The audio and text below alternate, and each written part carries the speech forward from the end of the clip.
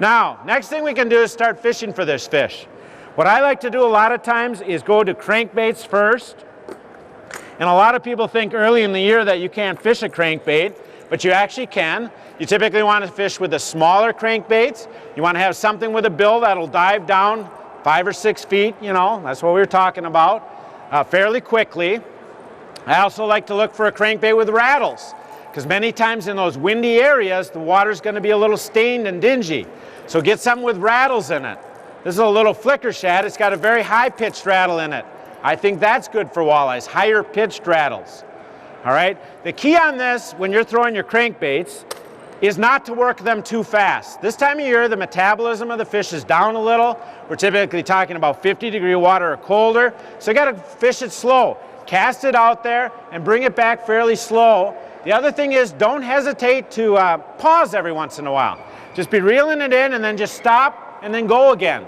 That stop and go a lot of times will trigger a fish. Walleyes, a lot of people don't know this, but walleyes will actually follow a lure a long way and not bite it, kind of like a muskie or even a pike.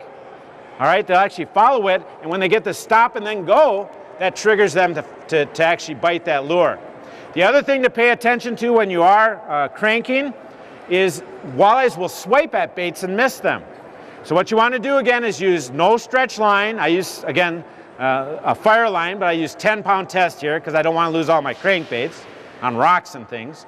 So I use 10-pound test line, it's no stretch, and what you'll do is throw your bait out there, point your rod right at the bait, and then go just a little off. Don't go sideways, just go a little off, about maybe a 45-degree angle, and then when you're reeling that in, you should feel all the time that thump of that crankbait. Maybe here, feel it tick the bottom once in a while, but you will also at times feel the fish actually miss it. The bait will be running and all of a sudden it's like it loses its grip or whatever, and then it starts running again. Many times that was a walleye swiping at it and missing it. If you ever feel that, for sure stop. Walleyes aren't like a muskie where when they're chasing it, you speed up. You actually stop, and then when you start again, many times they'll hit it. So use those crankbaits to try and find these spots because you can fish them a lot faster.